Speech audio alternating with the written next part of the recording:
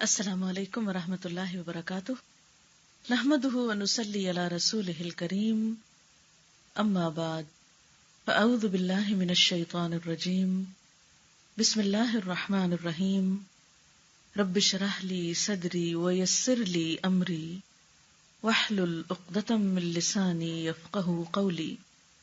اللہ تعالیٰ کا لاکھ لاکھ شکر ہے جس نے ہمیں انسان بنایا۔ اس کا احسان ہے ہم پر کہ اس نے ہمیں مسلمان پیدا کیا۔ مسلمان بنانے کے بعد اس نے ہمیں صرف سوچ سمجھ سے ہی نہیں نوازا، بلکہ اس کے ساتھ ساتھ بہترین رہنمائی بھی عطا کی، ایسی رہنمائی جس سے نہ صرف یہ کہ ہماری یہ زندگی خوبصورت ہو جائے، خوشحال ہو جائے، بلکہ اس کے ساتھ ساتھ ہماری اصل زندگی، ہمیشہ کی زندگی بھی پرسکون ہو جائے۔ چونکہ اللہ تعالیٰ ہمارا خالق ہے، وہ ہم سے زیادہ جانتا ہے، بہتر جانتا ہے کہ ہماری ضروریات کیا ہیں۔ تو جہاں اس نے ایک طرف ہمارے جسم کی ضروریات کے لیے طرح طرح کی نعمتیں اس دنیا میں پیدا کی ہیں، کھانے پینے کے سامان اور زندگی کی دوسری راحتیں، اور پھر اس کے لیے انسان کو کوشش کرنے اور محنت کرنے کا جذبہ بھی دیا ہے، وہاں دوسری طرف اس نے ہمارے لیے روح کی تسکین اور دل کی خوشی کے سامان بھی پیدا کیے ہیں۔ لیکن آج ہم دیکھتے ہیں کہ انسان مادی زندگی میں جتنی ترقی کرتا جا رہا ہے اتنا ہی روحانی طور پر کمزور ہوتا جا رہا ہے۔ جتنی زیادہ ہمیں دنیا کی نعمتیں میسر آتی جا رہی ہیں، دلوں کی خوشیاں اور روح کا سکون اتنا ہی کم ہوتا چلا جا رہا ہے۔ آخر اس کی کیا وجہ ہے؟ کیا خوشی صرف مال و دولت کی کثرت کا نام ہے؟ کیا خوشی صرف اچھے لباس سے حاصل ہوتی ہے؟ کیا خوشی ایک اچھے گھر میں رہنے سے حاصل ہوتی ہے؟ نہیں، یقیناً نہیں۔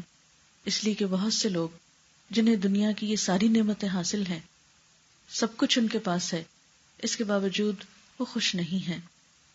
دنیا میں ایک کثیر تعداد ان انسانوں کی ہے کہ جو سکون سے سو بھی نہیں سکتے، جو ذہنی طور پر پریشان حال ہیں۔ ایسے میں انسان کے لیے ضروری ہے کہ وہ اپنے خالق ہی سے پوچھے کہ اس کا علاج کس چیز میں ہے، اور اسے اس دنیا میں بھی پرسکون رہنے کے لیے کیا کرنا چاہیے۔ بسا اوقات ہم ٹرینکولائزرز کے ذریعے یا ایسی دواؤں کے ذریعے اپنے آپ کو کام ڈاؤن کر لیتے ہیں، سلا دیتے ہیں، اپنے آپ کو بے حس کر دیتے ہیں کہ جس سے ہم کم سوچیں، کم پریشان ہوں، لیکن یہ کوئی مستقل حل نہیں ہے۔ ایسی کیفیت میں انسان دنیا کی نعمتوں سے صحیح طور پر مستفید نہیں ہو سکتا۔ تو آئیے دیکھتے ہیں وہ کون سی چیزیں ہیں، وہ کون سے کام ہیں، وہ کون سے طریقے ہیں جن کو اختیار کر کے ہم خوشی پا سکتے ہیں، سکون پا سکتے ہیں۔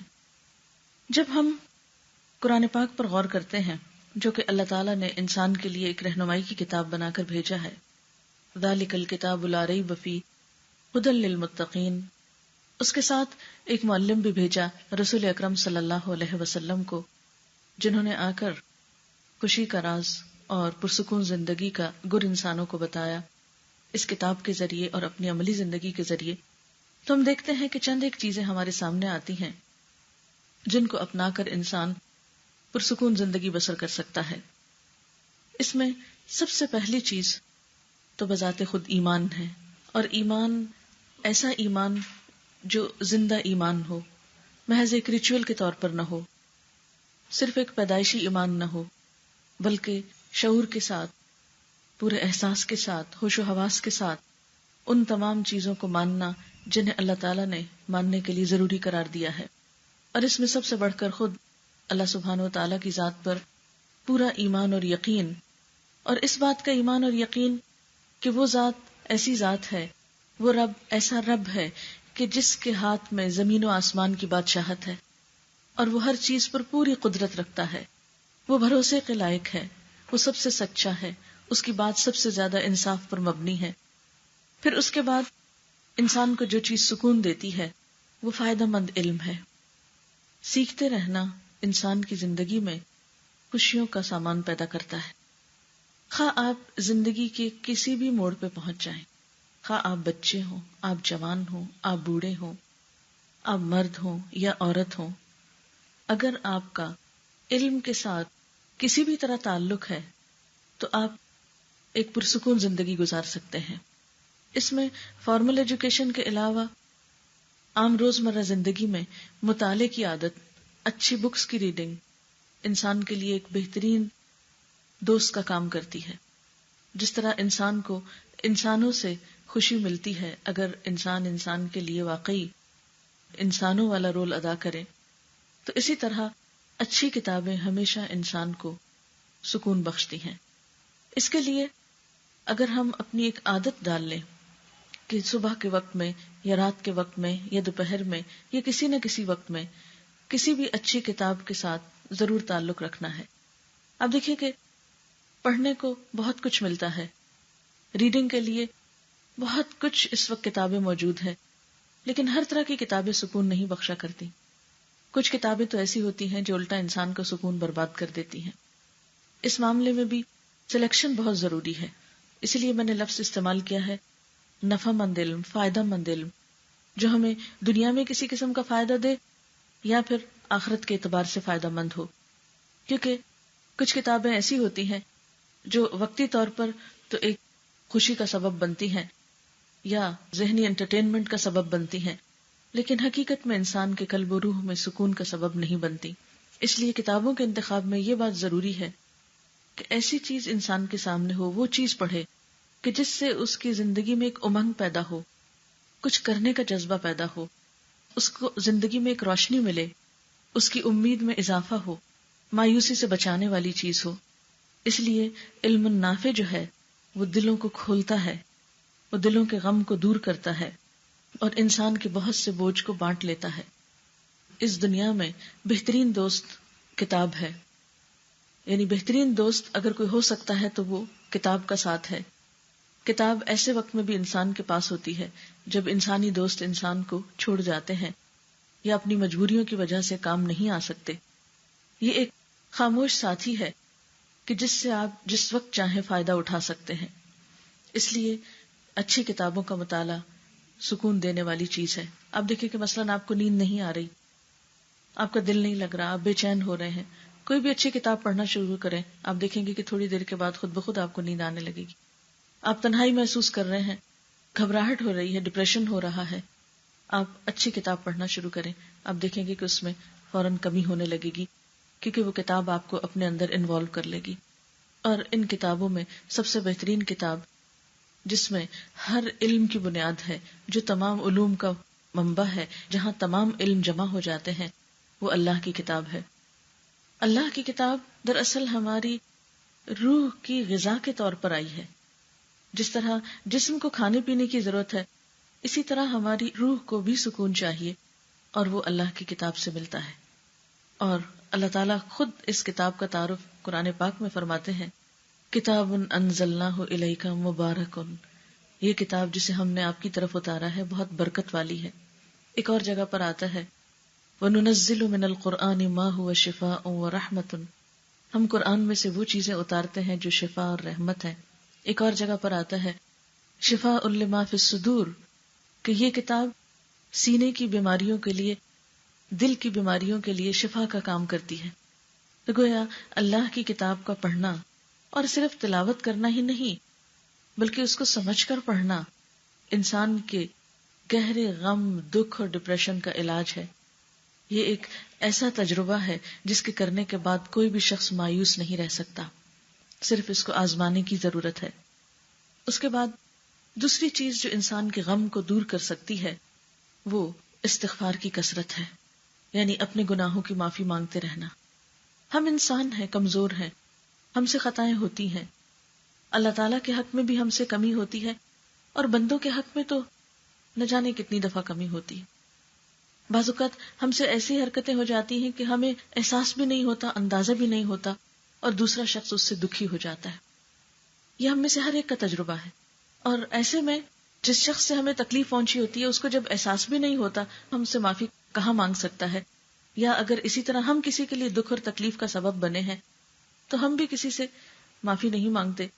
تو ایسے میں استغفار کی کثرت جو ہے وہ انسان کے گناہوں کو دھوتی ہے، انسان کی ایسے ہی غلطیوں کا ازالہ کرتی ہے، انسان کے دل سے بوجھ ہٹاتی ہے اور انسان کو اللہ کے قریب کرتی ہے.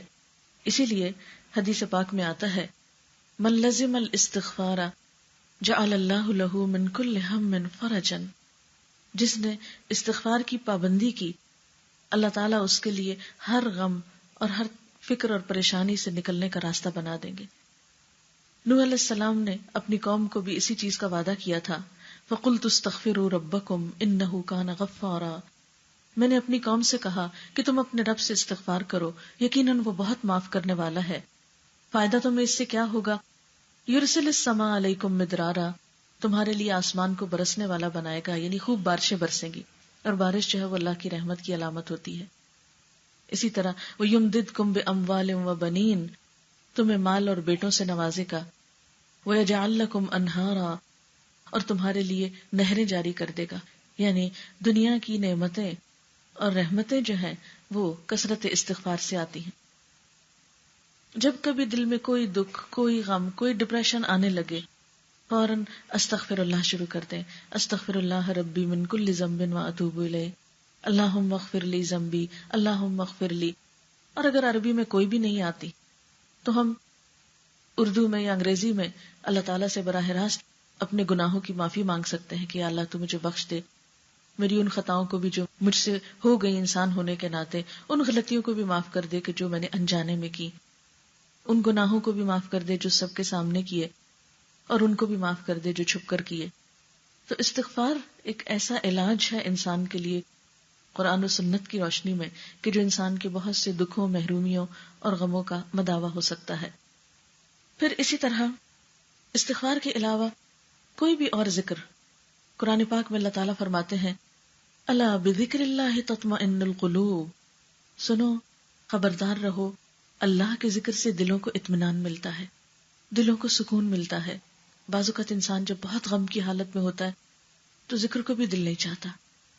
ایسے میں انسان اگر ہمت کر کے صرف اللہ اللہ ہی کو پکارنے لگے، یا سبحان اللہ و بحمدہ سبحان اللہ العظیم، اللہ اکبر، الحمدللہ، سبحان اللہ، لا الہ الا اللہ، کوئی بھی چیز جو انسان کے لیے پڑھنے میں آسان ہو، انسان اس سے فائدہ اٹھا سکتا ہے. لیکن ذکر کی کثرت جو ہے یہ انسان کے دل کو روشن کرتی ہے، انسان کے دلوں کے بوجھ کو اتارتی ہے. ایک اور چیز جو انسان کو فائدہ دیتی ہے وہ بندوں کے ساتھ احسان کرنا ہے، اور بغیر کسی فرق کے احسان کرنا.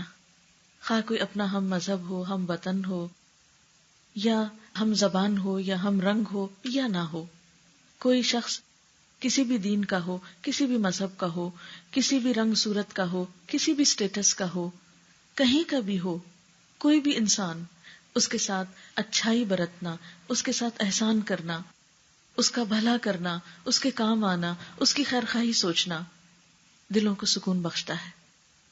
جب آپ کا دل سب انسانوں کے لیے محبت کرتا ہے، جب آپ کے دل میں ہر ایک کے لیے پیار ہے، جب آپ کے دل میں ہر ایک کے لیے خیر خواہی کا جذبہ ہے، تو یہ ایسی بہترین چیز ہے کہ جس کی اللہ تعالیٰ کے ہاں بہت قدر ہے، کیونکہ اللہ تعالیٰ اپنی مخلوق سے محبت کرتا ہے.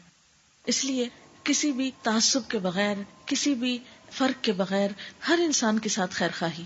عموماً ایسا ہوتا ہے کہ ہم یا تو اپنے خون کے رشتوں سے محبت کرتے ہیں، یا پھر اپنے دوستوں سے محبت کرتے ہیں، یا یہ کہ جو ہماری برادری یا خاندان یا زبان بولنے والا ہو اس سے محبت کرتے ہیں، یا اس کا بھلا چاہتے ہیں، یا اس کے لیے ہماری ہمدردیاں ہوتی ہیں.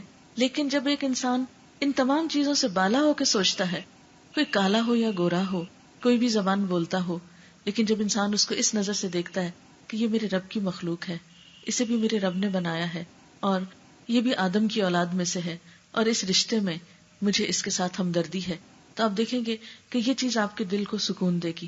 ہوتا یہ ہے کہ بندوں کے ساتھ ہمارا معاملہ اسی طرح ہوتا ہے جیسی ہماری ان کے لیے سوچ ہوتی ہے. لوگ ہمیں ویسے ہی نظر آتے ہیں جیسے ہماری اپنی نگاہ ہوتی. آپ دیکھیے کہ مثلا اگر میں اینک اتار دوں تو اس سے کیا ہوگا، کہ میری نگاہ کمزور ہے تو مجھے سب کی شکل صحیح نظر نہیں آئے گی، حقیقت پہ فرق پڑ جائے گا، آپ کچھ ہے مجھے کچھ اور نظر آ رہا ہے. لیکن چشمہ لگانے سے وہ سچویشن بدل جاتی ہے. اسی طرح اگر یہ چشمہ کلرڈ ہو جائے تو رنگ بھی بدل جائیں گے. بالکل اسی طرح اندر کی نگاہ جو ہے، دل کی نگاہ جو ہے، یہ بھی اسی طرح رنگ بدلتی ہے. اگر آپ کے دل میں کسی کے لیے اچھائی ہے تو اس کی غلطی کو بھی آپ اچھائی سمجھیں گے. اس کی کوتاہی کو بھی آپ معاف کر سکیں گے. لیکن اگر اندر کوئی تعصب ہے، اندر کسی کے ساتھ نفرت اور ضد ہے، تو اس کی اچھی چیزوں پر بھی آپ خوش کبھی نہیں ہوں گے. اس لیے دل میں بندوں کے لیے، مخلوق کے لیے خیر خواہی کے جذبات پیدا کرنے کی ضرورت ہے، اور یہ کچھ مشکل کام نہیں. اگر کسی انسان کی کوئی بات بری بھی لگے تو انسان یہ سوچ لے کہ ہو سکتا ہے میرے اندر اس سے بھی زیادہ خامیاں ہوں. اگر کوئی شخص ایسی بات کر رہا ہے یا ایسا کام کر رہا ہے جو قابل نفرت ہے، تو انسان کو سوچ لینا چاہیے کہ ہو سکتا ہے کہ میرے اندر بھی کوئی ایسی چیز ہو جو اللہ تعالیٰ کو پسند نہ آتی ہو. اور اگر میری ایسی حرکتوں کے باوجود رب مجھے رزق دے رہا ہے، میرے ساتھ احسان کر رہا ہے، تو مجھے بھی اس کے بندوں کے ساتھ احسان کرنا ہے. اگر کسی نے میرے ساتھ کوئی غلط معاملہ کیا تو ایسے موقع پر بھی معاف کرنے میں دیر نہیں لگانی چاہیے. روایات میں آتا ہے، قرآن پاک میں سورۃ النور میں یہ واقعہ موجود ہے، واقعہ افک کے نام سے، کہ سیدہ عائشہ رضی اللہ تعالی عنہا پر ایک الزام لگا تھا. ان کو ایک صحابی صفوان بن معطل کے نام سے منسوب کیا گیا تھا کہ شاید ان کے ساتھ کوئی برے ریلیشنز ہیں. یہ بہت بڑی بات تھی آپ کی عزت پر. اور مدینہ کے کچھ منافق اس الزام تراشی میں آگے تھے. ان سے متاثر ہو کر کچھ مخلص مسلمان جو تھے وہ بھی اس پروپیگنڈے کا شکار ہو گئے. تو ایسے میں حضرت ابوبکر صدیق رضی اللہ تعالی عنہ کے وہ رشتہ دار بنتے تھے، آپ ان کی کفالت بھی کرتے تھے، ان کا وظیفہ مقرر کر رکھا تھا کیونکہ وہ ضرورت مند تھے. تو وہ شخص بھی حضرت عائشہ پر الزام لگانے والوں میں تھے. تو جب آپ کو پتا چلا، اللہ تعالیٰ نے وحی اتاری اور معاملے کی حقیقت کھلی، تو حضرت ابوبکر صدیق رضی اللہ تعالیٰ عنہ نے قسم کھا لی کہ میں آج کے بعد اس شخص کی مدد نہیں کروں گا، کیونکہ اس نے میرے احسان کا بدلہ یہ دیا ہے کہ میری ہی بیٹی پر الزام لگایا ہے. تو فوراً قرآن پاک میں آیت اتری کہ وَلَا يَأْتَلِ أُولُو الْفَضْلِ مِنْكُمْ وَالسَّعَةِ، کہ تم میں سے جو فضل اور وسعت والے لوگ ہیں وہ ایسی قسمیں نہ کھایا کریں کہ غریب مہاجر مسلمانوں کی مدد نہیں کریں گے. أَلَا تُحِبُّونَ أَن يَغْفِرَ اللَّهُ لَكُمْ، کیا تم نہیں پسند کرتے کہ اللہ تعالیٰ تم کو معاف کر دے؟ تو معاف کر دو. یعنی اس سے بڑا زخم کسی کو کیا لگ سکتا ہے کہ اس کی بیٹی پر کوئی جھوٹا الزام لگائے. اور انسان کو حق ہے کہ وہ اس سے بدلہ لے، لیکن اللہ تعالیٰ کو پھر یہی پسند ہے کہ انسان دوسروں کی خطائیں معاف کر دے. کیونکہ دو ہی صورتیں ہوتی ہیں کسی بھی معاملے کے پیش آنے کے بعد، ایک یہ کہ انسان غلطی کرنے والے کو معاف کر دے، اور یہ کہ معاف نہیں کرے اور اپنے دل میں ہی پالے رکھے. اب آپ دیکھیں کہ اگر ہم پہلی صورت پر عمل کرتے ہیں کہ معاف کر دیتے ہیں تو اس سے ہمارا اپنا ہی دل ہلکا ہو جاتا ہے. دوسرے کو تو جو فائدہ ہوتا ہے سو ہوتا ہے، لیکن ہمیں خود بہت اس سے فائدہ ہوتا ہے. ایک اور دوسری شکل یہ ہے کہ ہم دوسرے کو معاف نہیں کریں، دل میں ہم غصہ بھرے رکھیں، غم پالے رکھیں، نفرت کے جذبات تازہ کیے رکھیں. کیونکہ ہوتا یہ کہ ہر چیز آہستہ سے بھولنے لگتی ہے، لیکن جب ہم دلوں میں گرے لگاتے ہیں تو پھر ہم کسی کا قصور معاف نہیں کرتے، تو اس کو ہمیں تازہ کرنا پڑتا ہے، بار بار یاد دہانی کرانی پڑتی. اس سے ہم اپنے آپ کو خود ہی انگیج رکھتے ہیں، اور ایسے میں ہمارا نقصان ہو جاتا ہے. تو اس لیے بہتر ہے کہ انسان دوسرے کو معاف کر دے. انسان کے اپنے ہی حق میں یہ بات بہتر ہے. پھر احسان کی شکل میں صرف کسی کی مالی مدد کرنا ہی نہیں ہوتا، بلکہ احسان میں انسان دوسرے کے ساتھ اچھا سلوک کرے، کسی کو مسکرا کر دیکھنا، کسی کے ساتھ بھلائی کا سلوک کرنا، کسی کے آگے بڑھ کر مدد کرنا. اور ہم دیکھتے ہیں کہ ہمارا دین ہمیں چھوٹے چھوٹے معاملات میں اچھے بول سکھاتا ہے. مثلاً اگر کسی مسلمان کو چھینک آ گئی ہے تو ہمیں کیا سکھایا گیا ہے کہ فوراً تم اس کو دعا دو، یرحمک اللہ کہو کہ اللہ تم پر رحم کرے. اسی طرح اگر کسی کو کوئی اچھی چیز ملی ہے تو اس کو مبارکباد دو، بارک اللہ فیکا، اللہ تمہیں اس میں برکت دے. اسی طرح مسلمان کا مسلمان پر یہ حق بتایا گیا ہے کہ جب وہ اسے دیکھے تو اس کو سلام کرے، اگر بیمار پڑ جائے تو اس کی عیادت کرے، اگر فوت ہو جائے تو اس کے جنازے پہ جائے، اس کے لیے بخشش کی دعا کرے. تو یہ چھوٹی چھوٹی چیزیں جن پر ہمارا کچھ بھی خرچ نہیں آتا. سلام کرنے پر کیا خرچ آئے گا؟ کسی کو اسمائل پاس کرنے میں ہمارا کیا خرچ آئے گا؟ کچھ بھی نہیں. اسی طرح اگر کوئی بیمار ہو گیا ہے اور ہم نے اس کا حال پوچھ لیا، یا ویسے ہی ملاقات کے وقت حال پوچھ لیا، تو ہمارا اس پر کوئی بھی خرچ نہیں آئے گا. کسی نے ہمیں سلام کیا تو ہم نے اس کا جواب دے دیا، تو دو لفظ ہی تو زبان سے بول رہے ہیں، ہم دن بھر پتہ نہیں کیا کچھ بولتے رہتے ہیں، لیکن اگر جواب دے کر ہم دوسرے کو خوش کر دیتے ہیں تو اس سے ہمارا کچھ بھی نقصان نہیں ہوتا. اور اسلام نے ان چھوٹے چھوٹے کاموں پر ہمیں نیکی کا تصور بھی دیا ہے کہ تم سلام کا آغاز کرو گے تو تمہیں 30 نیکیاں ملیں گی، جو جواب دے گا اس کو 10 نیکیاں ملیں گی. یعنی چھوٹی چھوٹی چیز پر ایک شوق دلایا ہے اچھا کام کرنے کا. تو یہ انسانی تعلقات میں ایک خوشگواری پیدا کرتے ہیں. اس لیے بندوں کے ساتھ احسان کرنا، آگے بڑھ کر سلام کرنا، اس بات کے انتظار میں نہ رہنا کہ دوسرا مجھے پوچھے، آگے بڑھ کر دوسرے کی مدد کرنا، اور اس بات کے انتظار میں نہ رہنا کہ کوئی میری مدد کو آئے تو میں اس کی مدد کو جاؤں.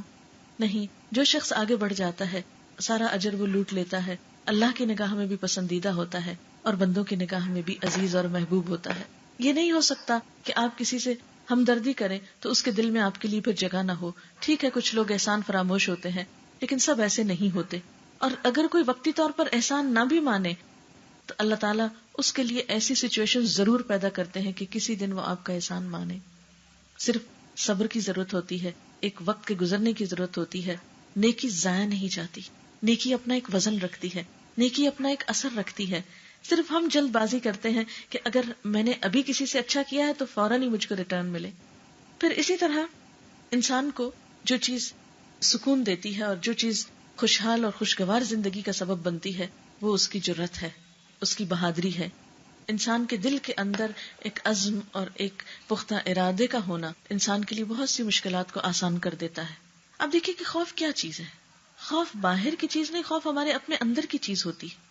مثلا بچوں کو جب تک آپ نہیں ڈراتے اندھیرے سے تو وہ نہیں ڈرتے، لیکن جو ہی آپ ان کو اندھیرے سے خوف دلاتے ہیں یا بلی سے ڈراتے ہیں یا کتے سے ڈراتے ہیں یا کسی جن سے ڈراتے ہیں تو بچے ڈرنا شروع ہو جاتے ہیں۔ اور اگر آپ نے ان کے دل میں خوف نہیں ڈالا تو وہ خوف زدہ نہیں ہوگے۔ جس چیز کا آپ کو علم نہیں، مثلا دیوار کے پیچھے کیا ہے، اگر آپ کو نہیں پتا تو آپ کے اندر کوئی خوف نہیں ہوگا، لیکن جو ہی آپ کو پتا چلے گا آپ ایک دم خوف زدہ ہو جائیں گے۔ تو اس خوف کا تعلق جو ہے وہ آپ کے اپنے اندر سے اور آپ کے علم سے اور آپ کے اپنے محسوسات سے ہوتا ہے۔ عموماً ہم بہت سی چیزوں کا ایسا خوف کرتے رہتے ہیں جس کی کوئی حقیقت نہیں ہوتی اور جس کے خوف کرنے کی کوئی ضرورت بھی نہیں ہوتی، اور اس خوف کو دور کرنے کے لیے سب سے مفید چیز اللہ کی ذات پر بھروسہ رکھنا ہے، ایک یقین کی کیفیت کا اپنے اندر ہونا ہے۔ پھر اسی طرح خوشحال زندگی کا ایک اور راز یہ ہے کہ انسان اپنے دل کو نفرت، حسد، عداوت اور بغض ان جذبات سے پاک کرے۔ جس طرح ہم اپنے جسم کی صفائی کرتے ہیں، جن لوگوں کو روز نہانے کی عادت ہوتی، اگر ایک دن وہ نہیں نہائے تو ان کو چین نہیں آتا، ایک بے چینی لاحق ہو جاتی ہے۔ حتیٰ کہ بچوں میں آپ نے دیکھا ہوگا کہ چھوٹے بچوں کو جو بالکل نیو بورن ہوتے ہیں، اگر آپ ان کو روزانہ نہلانے کے عادی ہیں اور وہ صاف رہنے کے عادی ہیں، اور اگر ایک دن آپ کسی مجبوری سے نہیں نہلا سکے تو بچہ سوتا نہیں ہے، یعنی طبیعت پہ اتنا فرق پڑ جاتا ہے۔ تو جس طرح ہم اپنے جسم کو دھوتے ہیں، صاف کرتے ہیں، جس طرح ہم اپنا لباس صاف کرتے ہیں، جس طرح ہم اپنے گھروں کو صاف کرتے ہیں، اسی طرح ہمیں اپنی روح کی صفائی کی بھی ضرورت رہتی ہے، اپنے دل کی صفائی کی ضرورت رہتی ہے، اور روزانہ دلوں کو صاف کرنے کی ضرورت ہوتی ہے۔ اگر ہم ایک عادت بنا لیں کہ رات کو سوتے وقت صرف ایک جملہ دہرا لیا کریں کہ آج کے دن میں جس کسی نے مجھ پر کوئی زیادتی کی ہے میں نے اس کو معاف کر دیا، میں اپنے دل میں کسی کے لیے نفرت نہیں رکھوں گی، میں اپنے دل میں سیاہ داغ نہیں پڑنے دوں گی، تو آپ دیکھیں گے کہ آپ کے اپنے ہی ساتھ کیے ہوئے اس عہد اور وعدے سے خود آپ کو ریلیف ملے گا، ایک سکون اور ایک خوشی کی کیفیت آپ کے اندر آئے گی، کیونکہ اس چیز کی قدردانی کرنے والا بھی موجود ہے، آپ کے ان الفاظ کو سننے والا بھی موجود ہے۔ لا تأخذہ سنۃ ولا نوم، جس کو نہ نیند آتی ہے نہ اونگ آتی ہے، آپ سو رہے ہوتے ہیں وہ ہمیشہ جاگتا ہے، اور آپ کے اندھیرے میں یا دن میں یا رات میں کیے ہوئے کسی بھی کام سے وہ پوری طرح واقف ہے۔ اگر کوئی انسان اس کام کی آپ کو جزا نہ بھی دے تو ہم تو مسلمان ہیں، آخرت پر یقین رکھتے ہیں، یہ یقین رکھتے ہوئے کہ میرے اس عمل سے میرا رب راضی ہوگا اور میرے اس عمل سے مجھے بہترین جزا ملے گی، تو انسان کے لیے یہ کام کرنا آسان ہو جاتا ہے۔ کیونکہ کسی کی نفرت دل میں رکھنا دراصل کیا ہے، ایک میل ہے۔ نفرت کو آپ ایک میل سے تعبیر کر سکتے ہیں، ایک سیاہ داغ سے تعبیر کر سکتے ہیں۔ جب نفرت آپ کے دل میں ہوتی ہے تو وہ داغ آپ پہ لگا ہوتا ہے، جس سے آپ کر رہے ہیں اس کو کیا فرق پڑتا ہے، اس کو تو مثلاً آپ کوئی بری بات بولیں گے یا آپ اس سے برا کریں گے تو اس تک اثر جائے گا، ورنہ تو جب تک آپ اپنے دل میں رکھ کے آپ کڑ رہے ہیں، جل رہے ہیں، تو آپ ہی کو تکلیف ہو رہی ہے۔ اس لیے یک طرفہ طور پر ان چیزوں کو اپنے دل سے نکالنے کی کوشش کریں۔ آپ دیکھیے کہ اگر ہمیں تھوڑا سا بھی ایکسٹرا بوجھ اٹھا کے چلنا پڑے تو ہم تھوڑی دیر کے بعد تھک جائیں گے، بالکل اسی طرح ہماری روح تھک جاتی ہے نفرتوں کے بوجھ اٹھا اٹھا کر، دوسروں کے ساتھ ضد اور عداوت کے بوجھ اٹھا اٹھا کر۔ تو اگر اس کو اتار سکیں تو آپ دیکھیں گے کہ آپ کو اس سے ریلیف ملے گا، اور یہ صرف اپنے آپ کو سمجھانے کی ضرورت ہوتی ہے، اپنے آپ کو یقین دہانی کرانے کی کہ میرا یہ عمل رائے گاہ نہیں جائے گا۔ آپ دیکھیے کہ صدقہ مختلف طرح کا ہوتا ہے، مال کا صدقہ ہوتا ہے اور ایک عزت کا صدقہ بھی ہوتا ہے۔ سلف صالح کے بارے میں ملتا ہے کہ وہ بعض اوقات اس طرح دعا مانگتے تھے، یا اللہ تو میری یہ دعا قبول کر لے، میری یہ ضرورت پوری کر دے، میں نے اپنی عزت کا صدقہ کیا کہ اگر مجھے کبھی کسی نے کچھ برا کہا ہو یا میرے ساتھ برا کیا ہو تو میں نے اس کو معاف کر دیا. پھر اسی طرح جو چیز انسان کو خوشی بخشتی ہے وہ اپنی نگاہ، اپنی زبان اور اپنے دل کی حفاظت ہے. نگاہ کو ایسی چیزوں پہ پڑنے سے بچانا کہ جن کو دیکھنے سے اللہ تعالیٰ نے منع کیا ہے یا جن کا دیکھنا حرام قرار دیا ہے. اسی طرح زبان کو ایسی گفتگو سے بچانا کہ جس گفتگو کو اللہ تعالیٰ نے ناپسند کیا ہے، مثلا جھوٹ ہے، چغلی ہے، غیبت ہے، بد زبانی ہے، بد کلامی ہے، گالی گلوچ ہے. ان چیزوں سے منع کیا گیا ہے اور ایک ایک لفظ لکھا جا رہا ہے. اپنے آپ کو ان چیزوں سے روک کر رکھنا اپنے ہی سکون کا باعث بنتا ہے، کیونکہ یہ تمام چیزیں حرام کے دائرے میں آتی ہیں. ہم بعض اوقات گندی چیزیں کھانا تو پسند نہیں کرتے، یعنی اگر ہمیں پتہ چل جائے کہ جو پانی ہم نے پیا ہے یا جو کھانا ہم کھا رہے ہیں اس میں کوئی جرمز ہیں یا گندگی ہے تو ہم ایک دم تھوک دیں گے اس کو، لیکن اسی زبان پر غیبت جیسی حرام چیز رکھتے ہیں، اسی سے ادا کرتے ہیں. یعنی گفتگو میں بہت سا حرام جو ہے یا بہت سی گندگی جو ہے اس کو ہم نگلتے چلے جاتے ہیں، بولتے چلے جاتے ہیں اور اس کے لیے اپنے آپ کو روک نہیں سکتے. اگر ہمیں تھوڑی دیر کے لیے بھی احساس ہو جائے کہ ہم جو ابیوسو لینگویج مثلاً اگر کسی کو عادت ہو استعمال کرنے کی کہ ہم جو اپنے منہ سے یہ نکال رہے ہیں تو یہ بھی تو اسی طرح کی گندگی ہے جو اگل رہے ہیں، تو انسان اس گندگی کی کراہت کی وجہ سے اگر خود کو روک سکے اور اس کو جتنا وہ محسوس کرے گا اتنا ہی روکنے میں کامیاب ہوگا، تو آپ دیکھیں گے کہ اس عمل سے آپ کے اپنے ہی دل کو سکون ملے گا. پھر اسی طرح ایک اور اہم چیز جو ہے انسانوں کی پریشانی کا باعث بنتی ہے وہ فراغت ہے. کہتے ہیں کہ خالی ذہن شیطان کا گھر ہوتا ہے. فراغت انسان کی بہت بڑی دشمن ہے اور فراغت کو بیکار کاموں سے پر نہیں کرنا چاہیے. انسان اپنی زندگی میں ایسے کام کرے کہ جس سے کسی انسان کا فائدہ ہو یا انسان کی اپنی آخرت کا فائدہ ہو. یعنی اپنے لیے ضرور ایسے کچھ نہ کچھ کام کرتے رہیں کہ جس سے کوئی تعمیری چیز سامنے آئے، کیونکہ اللہ تعالیٰ نے انسان کو عقل جیسی نعمت دی ہے، انسان کے اندر انرجی ہے، انسان کے اندر بہت سے اچھے جذبات ہیں، انسان کے اندر بہت اچھی سینسز ہیں. یہ سب چیزیں استعمال کرنے کے لیے اللہ تعالیٰ نے دی ہیں. جب ہم ان کو استعمال نہیں کرتے تو ان کو زنگ لگنے لگتا ہے، اور جب زنگ لگتا ہے تو ہمارے دلوں کو پریشانی ہوتی ہے اور ڈپریشن ہوتا ہے اور غم اور بے سکونی ہوتی ہے. اسی لیے آپ دیکھیں کہ جو لوگ مصروف رہتے ہیں، اور مصروفیت بھی ایسی نہیں کہ کسی بھی چیز میں مصروف ہو گئے، مصروفیت ایسی کہ جو بہت پروڈکٹیو ہو، بہت اچھی ہو، مفید ہو، دوسروں کے لیے فائدہ مند ہو یا اپنی ذات کے لیے فائدہ مند ہو، تو آپ دیکھیں گے کہ ایسے لوگ پریشانی میں کم مبتلا ہوتے ہیں.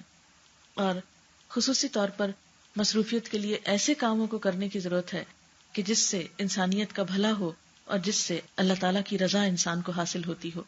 پھر اسی طرح قناعت بہت بہترین نعمت ہے. قناعت کا مطلب کیا ہے کہ جو کچھ انسان کو ملا ہے اس پر راضی ہونا سیکھے. جب انسان کے اندر قناعت نہیں ہوتی تو انسان کے اندر کبھی بھی چین اور سکون آ نہیں سکتا. قناعت کا نہ ہونا انسان کو ہر وقت بے چین رکھتا ہے.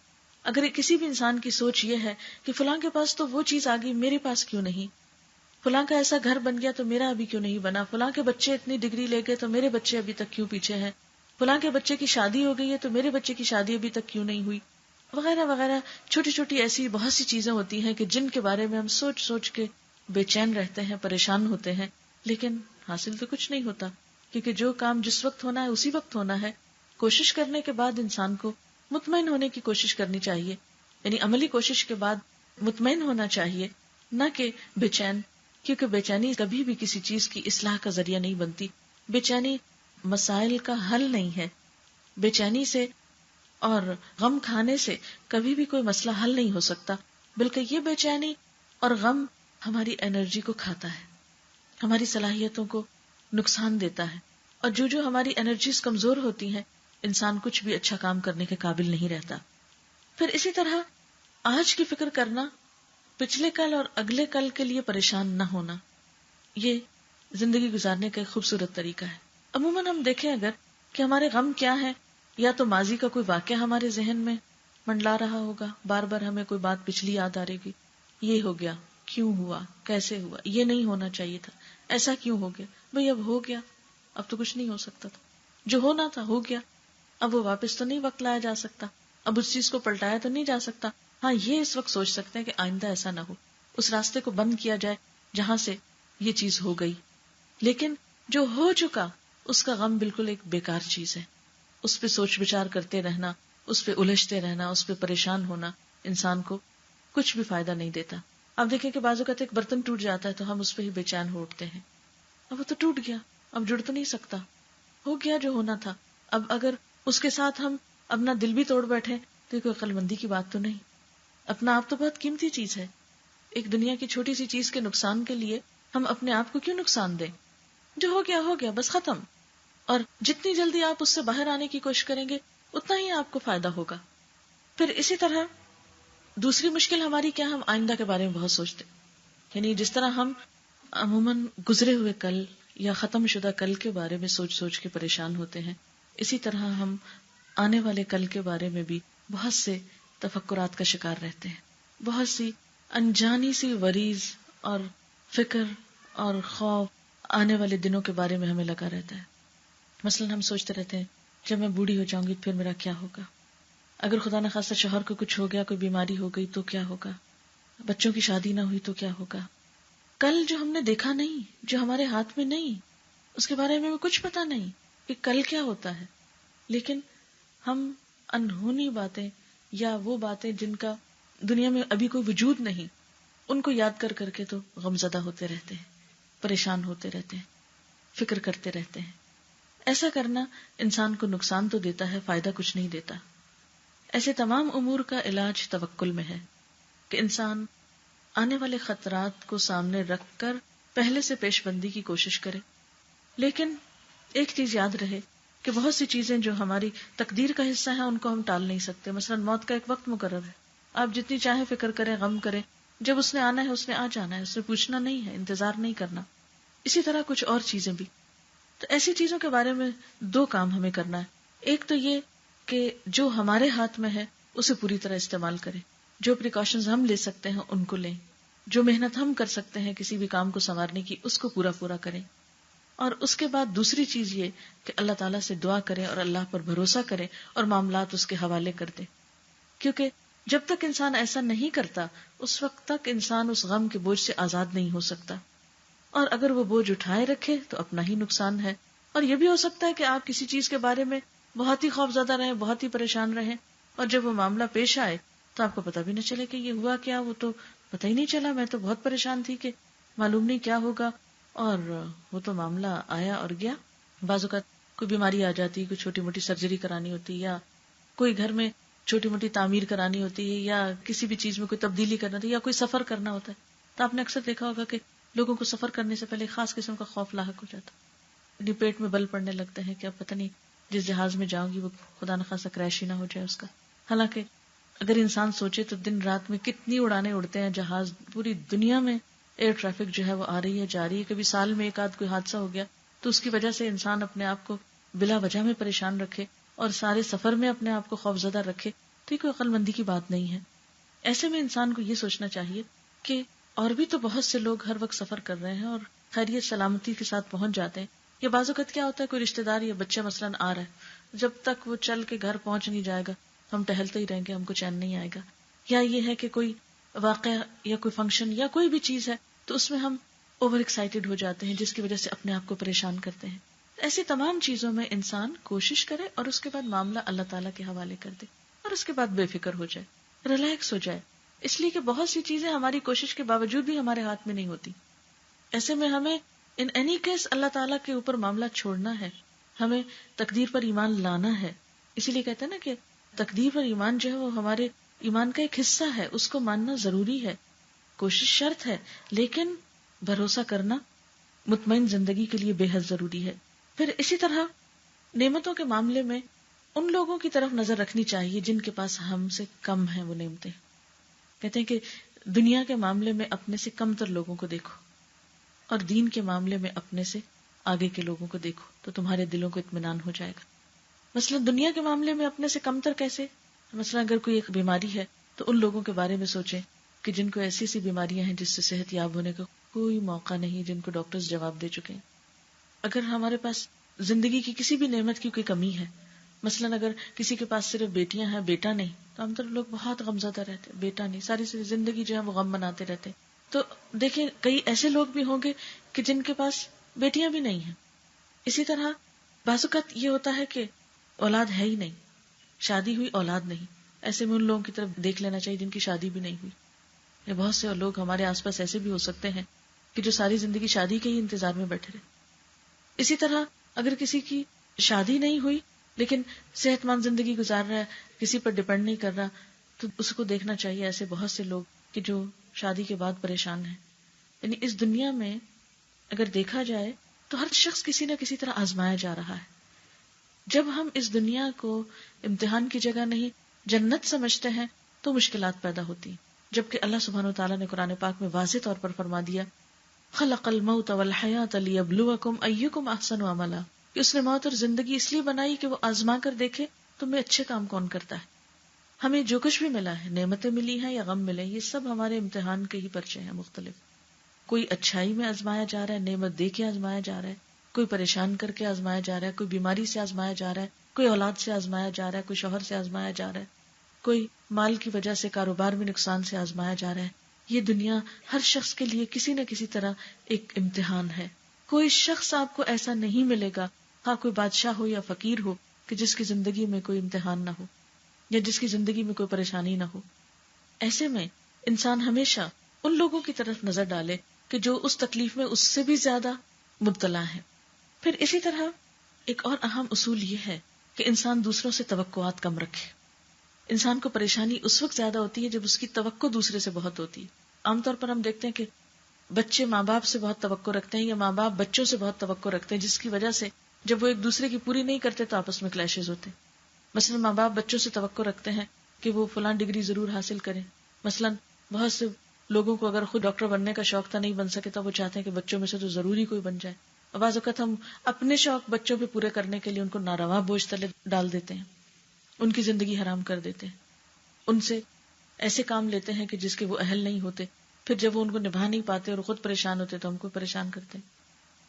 اسی طرح بچے عام طور پر شکوے شکایات کرتے رہتے ہیں اپنے والدین سے کہ انہیں ان سے بہت سی توقعات تھی جو انہوں نے پوری نہیں کی، وہ ان کی توقعات پہ پورا نہیں اترے. شوہر اور بیوی کے درمیان جو بھی جھگڑے اگر دیکھا جائے تو ان میں سے 90% جو ہیں وہ صرف توقعات کی وجہ سے. بیوی ایکسپیکٹ کرتی ہے شوہر سے کہ وہ اپنی محبت کا اظہار کرے، شوہر بیوی سے کچھ ایکسپیکٹیشنز رکھے ہوئے ہے، دونوں ہی ایک دوسرے کی توقعات پوری نہیں کرتے اور محض انتظار کرتے ہیں کہ دوسرا پہل کرے. پھر یہ کہ انسان ہے، کمزور ہے، جب وہ پوری نہیں کر سکتا پھر ہمارے دل میں شکوہ پیدا ہوتا ہے، پھر ہم شکوہ کرتے نہیں تو اس کو دل میں رکھتے، پھر اس سے غم پیدا ہوتا ہے اور اس سے تعلقات میں ایک کولڈنس آ جاتی ہے، ایک سرد مہری آ جاتی ہے. اور شیطان کا تو کام ہی کیا ہے کہ تھوڑا سا ایسا موقع اس کو ملے، وہ وسوسے پیدا کر کر کے اس رائی کو پہاڑ بنا دے اور زندگی کو دشوار کر دے. تو ایسی صورت میں یہ بہت ضروری ہے کہ انسان دوسرے انسانوں سے ان کی حیثیت کے مطابق ہی توقع رکھے. یہ تو بالکل ایسی نہیں جیسے اگر ایک شخص کے پاس 1000 روپے ہیں تو آپ توقع رکھ بیٹھے کہ وہ لاکھ سے آپ کی مدد کرے. وہ کیسے کرے؟ اس کے پاس ہے ہی 1000. تو ہم میں سے ہر شخص کی لمٹس ہیں. اور عموماً ہوتا کیا ہے، اگر کوئی ہم سے اچھی طرح پیش آ گیا یا کسی نے ہم سے تھوڑی سی ہمدردی کر لی، ہم اس سے اب اتنی توقع رکھ بیٹھتے ہیں کہ شاید اس کے پاس کوئی جادو کی چھڑی اور سارے ہمارے مسائل حل کر دے گا. حالانکہ یہ ممکن نہیں ہوتا، انسانوں کے بس میں نہیں ہوتا. لیکن ہماری غلط توقعات ہمیں اس سے مایوس کرتی ہیں. جب ہم مایوس ہوتے ہیں تو پھر ہمارے دل ٹوٹتے ہیں، پھر ہم دوسروں کے بارے میں وہ زبان استعمال کرتے ہیں جو ہمیں نہیں کرنی چاہیے. تو عموماً جو خاندانوں میں یا رشتہ داروں کے درمیان تعلقات کی خرابی ہوتی ہے وہ اسی وجہ سے ہوتی. اور پھر ہم اس معاملے میں دوسرے کو ایکسکیوز بھی نہیں کر سکتے. ہم کہتے ہیں نہیں وہ کر سکتا، وہ جان بوجھ کے نہیں کر رہا. حالانکہ بعض اوقات بہت جینوئنلی دوسرا شخص ہماری توقع پہ پورا نہیں اتر سکتا. کسی کے یہاں بیماری ہو سکتی ہے، کوئی مجبوری ہو سکتی ہے، کوئی سفر ہو سکتا ہے، کوئی مصروفیت ہو سکتی ہے جس کی بنا پر دوسرا شخص ہمارے کام نہیں آ سکتا. اسی لیے اللہ تعالیٰ نے نیکی کس کو بتایا ہے، کس کا اجر اپنے پاس رکھا ہے. نیکی وہ ہے کہ جب کسی انسان کے ساتھ آپ احسان کریں تو اس سے بدلہ نہ چاہیں، نیکی کر دریا میں ڈال، اس کا بدلہ اللہ سے چاہیں. اگر وہ انسان جواب میں شکریہ کہہ دے تو وہ اس کی اپنی مرضی، لیکن شکریہ کی ڈیمانڈ رکھنا بھی درست نہیں کہ آپ ایکسپیکٹ کریں کہ دوسرا آپ کو ضرور تھینکس کرے یا دوسرا آپ کو ریٹرن میں اتنا ہی کچھ دے. مثلاً آپ دیکھیے کہ تحفے کا لین دین جو ہے ایک محبت کو بڑھانے والی چیز ہے، لیکن جب سے تحفوں کا لین دین برابر کے بدلے کے طور پر ہوا، یہ ایکسپیکٹیشن کے ساتھ ہونے لگا، تو وہ تحفے بھی ایک وبال جان بن گئے، بوجھ بن گئے، لے کر ایک پریشانی میں مبتلا ہو گئے کہ اب یہ کس دن لوٹائیں. اور کیسے لوٹائیں گے، اتنی بڑی چیز واپس کیسے ہوگی، وہ خواہ ایک پریشانیوں میں اضافے کا ذریعہ بن گئی. وہی چیز جو خوشی اور محبت کا ذریعہ ہو سکتی تھی، وہی چیز تعلقات کی خرابی کا ذریعہ ہو گئی. پھر اسی طرح زندگی میں جب کوئی غم آئے تو اس کا کمپیریزن کریں ان خوشیوں سے جو اب تک آپ دیکھ چکے. کوئی نعمت چھن جائے تو ان نعمتوں کو اس وقت یاد کریں کہ جو آپ کے پاس ہیں.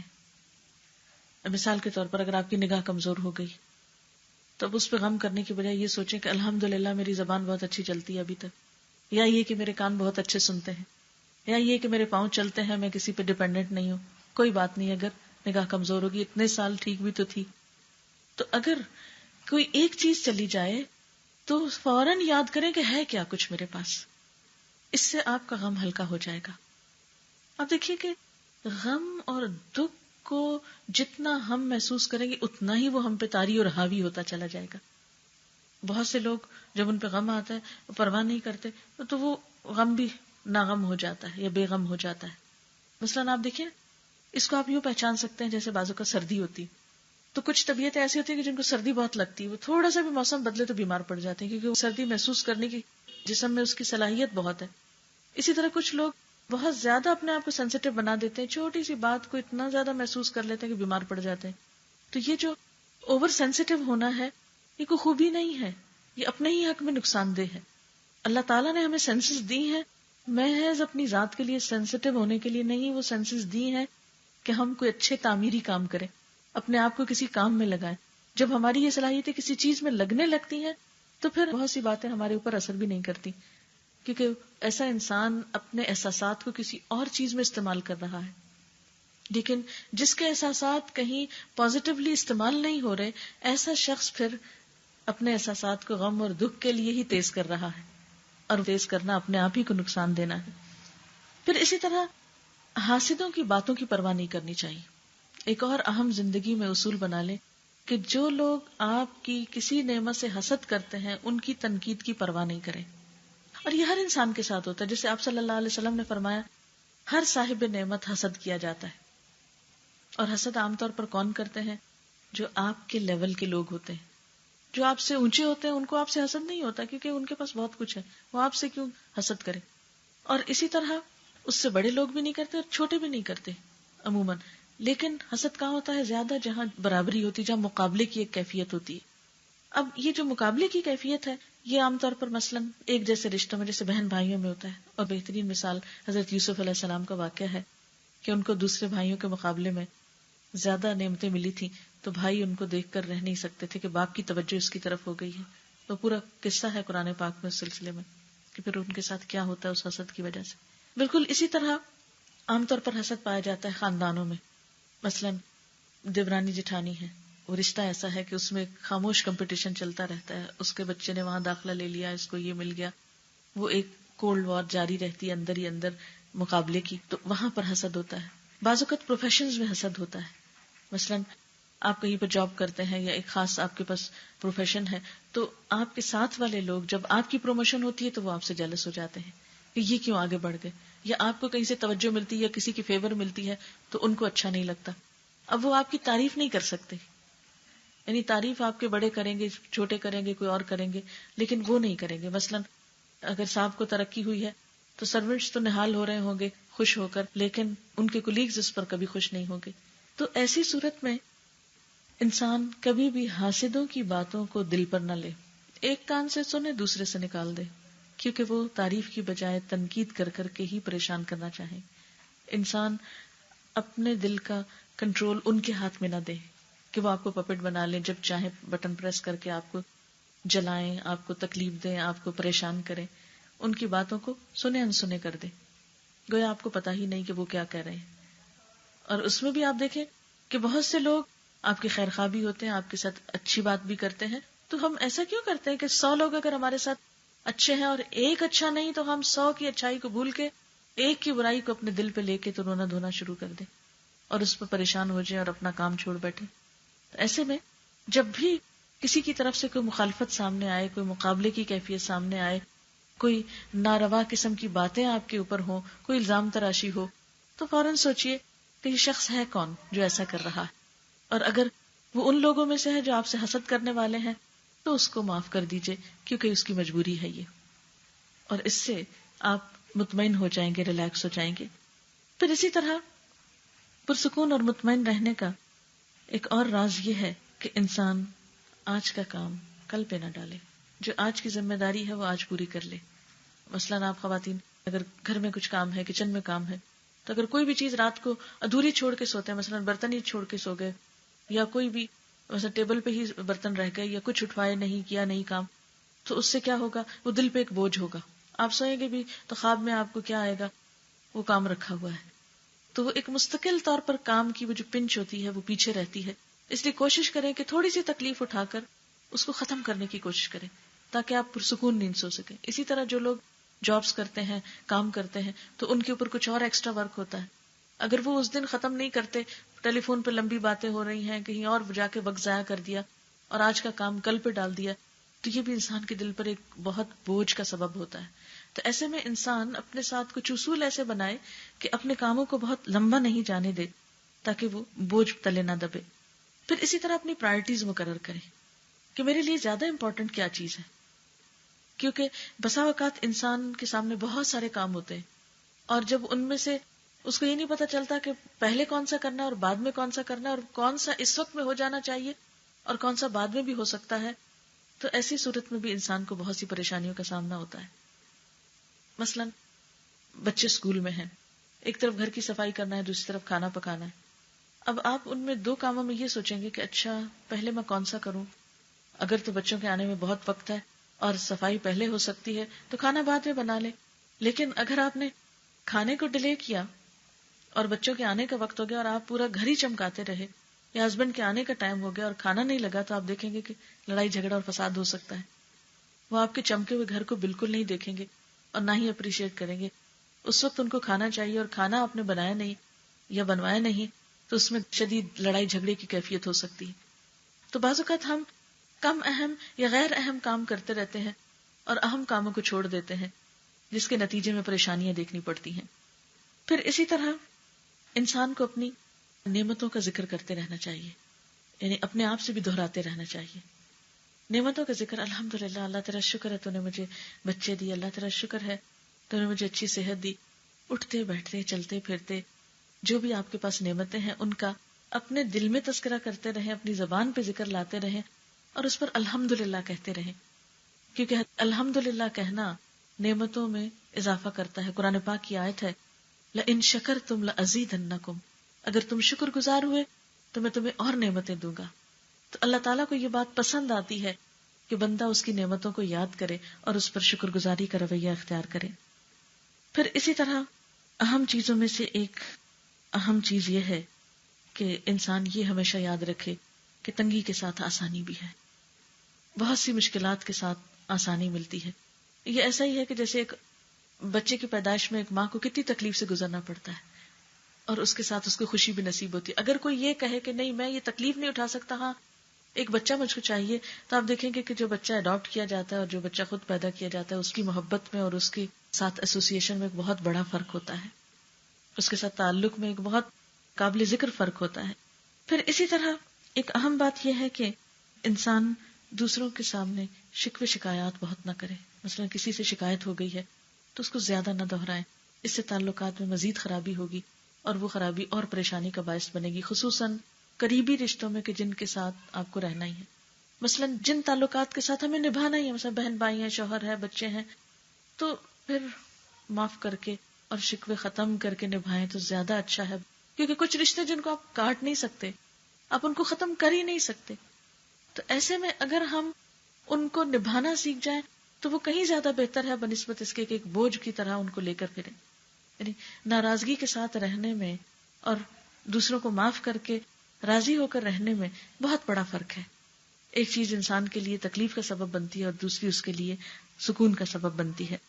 پھر اسی طرح ایک اور چیز یہ کہ بہت سی چیزوں پر صبر انسان کے لیے بہت بہترین نعمت کے حصول کا ذریعہ بنتا ہے۔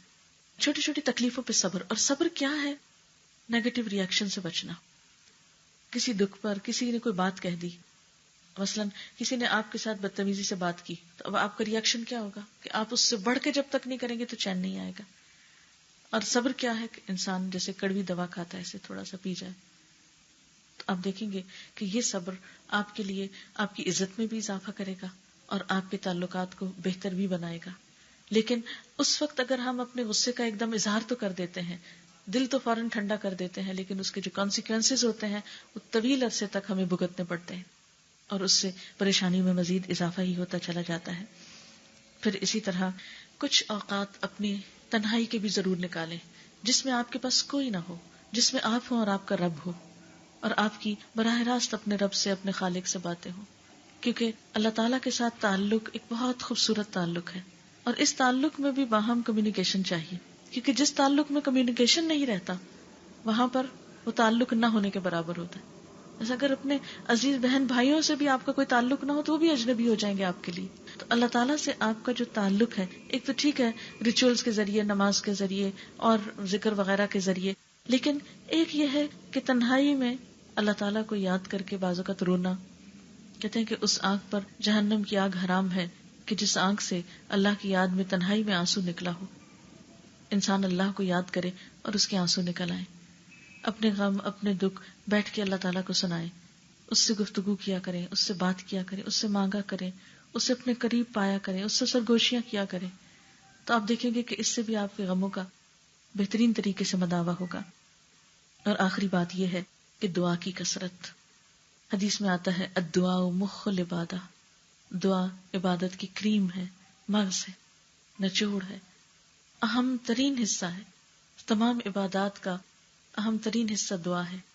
نماز تو ہے ہی دعا، پریئر کہتے ہیں اس کو. روزے کے آخر میں بھی دعا مانگتے ہیں، حج میں آپ دیکھیں کتنی دعائیں مانگتے ہیں. تو یہ دعا جو ہے یہ انسان کے لیے بہت بڑا ہتھیار. دعا مومن کا ہتھیار ہے. مومن اپنے غم کو دعا میں ڈھال لیتا ہے. مومن اپنی پریشانیوں اور فکروں کو دعا میں تبدیل کر لیتا ہے. جس شخص کو یہ توفیق ہو جائے اس کے لیے زندگی پھر آسان ہونے لگتی ہے. لیکن جو شخص اپنے رب سے مانگتا نہیں، رب اس سے ناراض ہوتا ہے. کیونکہ دعا ایک ایسی چیز ہے کہ جو بندے اور رب کے درمیان ایک تعلق قائم کرتی ہے. دعا ان مشکلات میں بھی فائدہ دیتی ہے جو نازل ہو چکی ہوں، اور ان مشکلات میں بھی یقیناً فائدہ دیتی ہے جو ابھی تک آئی نہ ہو. اس لیے دعا کو کثرت سے کرتے رہنا چاہیے. تو اللہ تعالیٰ سے دعا ہے کہ وہ ہمارے دلوں کو سکون بخشے، ہمیں بہترین زندگی گزارنے کا طریقہ اور سلیقہ سکھائے، اور ہماری ایسی زندگی ہو کہ ربنا آتنا فی الدنیا حسنۃ وفی الآخرۃ حسنۃ بھی ہو. کیونکہ یہ زندگی آخرت کی کھیتی ہے. اس دنیا میں ہم جو کچھ کریں گے وہی کل کو پائیں گے.